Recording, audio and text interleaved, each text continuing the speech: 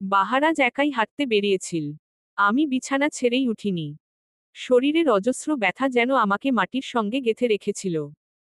ওকে কিছু বলিনি, শুধু নীরবে চেয়ে দেখেছিলাম জানালার ফাঁক দিয়ে ওর সরে যাওয়া। প্রায় ঘণ্টাখানেক পর বাহারাজ ফিরে এলো। আমি বিড়ালের মতো নিঃশব্দে শুয়ে রইলাম। চোখ বুজে থাকলেও বুঝতে পারছিলাম, ও আমার পাশে এসে বসেছে। হালকা করে কপালের মাঝখানে একটি চুমু দিল। তারপর জড়িয়ে ধরল কোমলভাবে, যেন ব্যথাকে ছুঁয়ে সে মুছে ফেলতে চায়।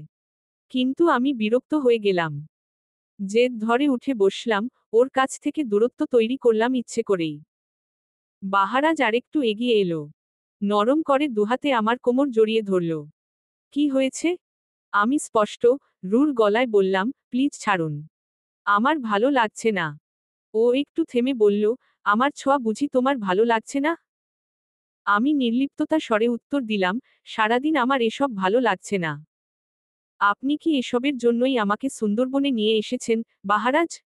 বাহারাজ থেমে গেল আমার কথায়। তার চোখে ভেসে উঠল আহত বিস্ময়। নরম কণ্ঠে বলল, তুমি আমার স্পর্শটাই দেখতে পারছ, আমার ভালোবাসাটা তোমার চোখে পড়ছে না, হানি? আমি শ্বাস ফেলে উত্তর দিলাম, আমি খুব ক্লান্ত, বাহারাজ। আপনার এই স্পর্শটা এখন আমার কাছে বিষের মতো লাগছে। এই প্রথম কারো এত কাছে এলাম। আপনার কি মনে হয় না, আমার অবস্থাটা কেমন? কণ্ঠ নরম হলেও শব্দগুলো কঠিন ছিল, একদিকে শরীর জুড়ে তীব্র ব্যথা, আরেকদিকে বাড়ির কথা মাথায় এসে ঘুরপাক খাচ্ছে। সবকিছু অসহ্য লাগছে। এই সুন্দর বন, এই ঘর, এমনকি আপনার উপস্থিতিও। প্লিজ, আমাকে একা থাকতে দিন একটু। বাহারাজের মুখমণ্ডলে কুয়াশা নেমে এলো। নিঃশব্দে আমার কোমর থেকে হাতটা সরিয়ে নিল। পকেট থেকে দুটো ওষুধের পাতা বের করে সাবধানে খুলে আমার হাতে দিল। আরেক হাতে পানির গ্লাস তুলে বলল, ওষুধগুলো খেয়ে ব্যাগপত্র গুছিয়ে নাও। আমরা বাড়ি ফিরে যাচ্ছি। তারপর কোনো কথা না বলে চঞ্চল পায়ে ঘর থেকে বেরিয়ে গেল। আমি রাগে ফুঁসে উঠলাম। ওষুধগুলো ছুঁড়ে দিলাম জানালার বাইরে। ইচ্ছে করছিল নিজের মাথা দেয়ালে ঠুকে ভেঙে ফেলি সব। বাহারাজ তো আমার জন্যই ওষুধ আনতে গিয়েছিল, আর আমি তাকে কিভাবে কথার কাটার মতো আঁচড় দিয়েছি। আমি অপেক্ষা করতে লাগলাম কেবল তার ফিরে আসার প্রতীক্ষায়। বাহারাজ ফিরল। চোখে কোনো প্রশ্ন নেই, নেই কোনো অভিযোগ। চুপচাপ জামাকাপড় ভাঁজ করে নিজেই ব্যাগে গুছাতে লাগল। যেন কিছুই হয়নি, সবটাই স্বাভাবিক। আমি দাঁত চেপে ওর প্রতিটা কাণ্ড দেখছিলাম। অবশেষে অধৈর্য হয়ে বলে ফেললাম, আপনি এমন ঠান্ডা হয়ে আছেন কিভাবে? একবারও জিজ্ঞেস করবেন না, আমি কেন এমন করলাম? কোনো রাগ, অভিমান কিছুই নেই আপনার মধ্যে? বাহারাজ আমার কথার উত্তরে একবার চোখ তুলে তাকালো।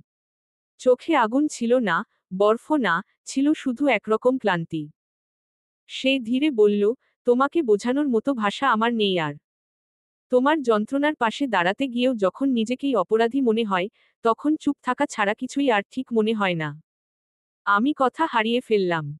ব্যাগের চেইন টেনে ধরে বাহারাজ বলল, চলো, বাড়ি ফিরি। তোমার প্রিয় ঘরটা হয়তো তোমাকে একটু শান্তি দেবে। আমি বিছানা ছেড়ে নেমে পড়লাম। ওর ব্যাগটা ওর হাত থেকে নিয়ে সজোরে দূরে ছুঁড়ে দিলাম। তারপর, কোনো দ্বিধা না রেখে দুহাতে ওকে জড়িয়ে ধরলাম। কণ্ঠটা যেন কেঁপে উঠল নিজেরই অপরাধ বোধে, কি বলতে কি বলে ফেলেছি, টের পাইনি। আপনি রাগ করেছেন, তাই না?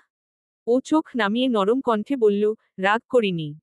যেটা তোমার মনে হয়েছে, সেটাই বলেছ।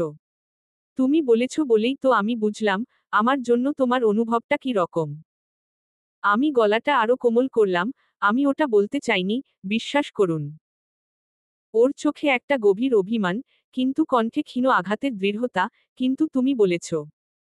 আমি আর এখানে এক মুহূর্তও থাকতে চাই না, হানি। তুমি কি ভেবেছ? তোমাকে পাওয়ার জন্য তোমাকে এখানে এনেছি? ও নিজেকে আমার বাহু থেকে ছাড়িয়ে নিল। আমার মাথা নিচু হয়ে গেল। ও আবার বলতে লাগলো, এই জীবনে কোনো মেয়ের দিকে তাকাইনি আমি। সব সময় চেয়েছিলাম অ্যারেঞ্জ ম্যারেজ করতে। কিন্তু সেদিন তুমি সবার সামনে আমাকে চুমু খেয়ে বসলে। সেদিনই ভেবেছিলাম, এই মেয়েটাকেই বিয়ে করব। আমি ভালোবাসা নিয়ে যতটা সিরিয়াস, তুমি তার এক ভাগও নও। তুমি এখন পর্যন্ত কতজনকে ভালোবাসার কথা বলেছ, নিজেই জানো না। হুট করে বিয়ে না হলে, আমরা আরো আগে বিচ্ছিন্ন হয়ে যেতাম। আমি মাথা তুলে সাহস করে বললাম। হ্যাঁ, আমি অনেকের সাথে প্রাঙ্ক করে ভালোবাসি বলেছি। কিন্তু আপনাকে ভালোবাসি বলাটা একেবারে মন থেকে এসেছে। হানি, আমি তোমার কোনো সাফাই শুনতে চাই না। তৈরি হও। আমরা বের হব। বারবার বাহারাজের একই সুর আমার ভিতর জ্বালা ধরিয়ে দিল। আমি চুপচাপ এক হাতে ট্রাভেলিং ব্যাগ, অন্য হাতে পার্স ব্যাগ নিয়ে হনহন করে বেরিয়ে এলাম রিসোর্ট থেকে। পেছনে পায়ের শব্দে বুঝলাম ও আমার পিছু নিয়েছে। আমি থামলাম। তীক্ষ্ণ দৃষ্টিতে ওর চোখে চোখ রাখলাম। আমি যথেষ্ট অ্যাডাল্ট। আমাকে পৌঁছে দেওয়ার দরকার নেই। আমি একাই যেতে পারবো। এই বলে আমি চলে এলাম। তবু বুকের ভেতর একটা কথা আটকে রইল। বাহারাজের সাথে আমার দূরত্বটা সময়ের সাথে সাথে এমনভাবে বেড়ে গেছে, যেন আমরা দুটি ভিন্ন গ্রহের মানুষ। ভার্সিটিতে গেলে নিজেকে ব্যস্ত রাখি, পড়াশোনার ভারে নিজেকে চেপে রাখি, যেন মনের ভার ভুলে থাকতে পারি। ও কখনো পাশ দিয়ে হেঁটে যায়, যেন আমাকে চিনেই না। আমি চোখ রাখি, আর ও চোখ ফিরিয়ে নেয়।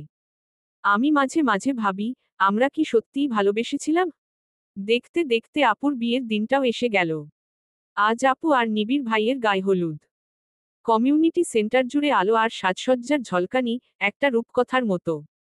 বাবা, পরিবারের বড় মেয়ে বিয়ে দিচ্ছেন বলে আত্মীয় স্বজনের কেউ বাদ রাখেননি।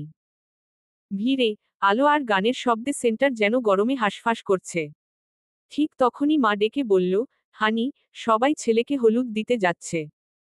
একজন মেয়ে গেলে ভালো হয়। তুইও যা। আমি মুখ ছোট করে বললাম, তুমি অন্য কাউকে পাঠাও না। তাসফিরা এসে আমাকে না পেলে রাগ করবে। আমি যাব না। মা বিরক্তির সুরে বলল, এবার একটু বন্ধুদের আঁচল ছাড়। বোনের বিয়েতে একটু কাজে হাত লাগা।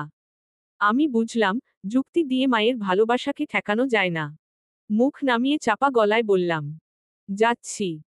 মা আমার হাতে টাকা গুজে দিয়ে বলল, এটা নিবিড়কে দিস। বলিস, আমি দূর থেকে দোয়া করেছি। ফুফা, জান, ভাইয়া, বাবা আর আমি রওনা দিলাম বাহারাজদের বাড়ির উদ্দেশ্যে। রাস্তাটা যেন আজ একটু বেশিই দীর্ঘ মনে হচ্ছে। গাড়ির জানালা দিয়ে বাইরে তাকাই, কিন্তু ভেতরের ধুকপুকানি যেন আর চাপা থাকে না।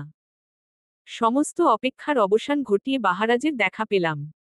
হলুদ পাঞ্জাবি পরে নিবিড় ভাইয়ের পাশে বসে ছবি তুলছে। পাশে তীব্র ভাইয়া দাঁড়িয়ে আছে।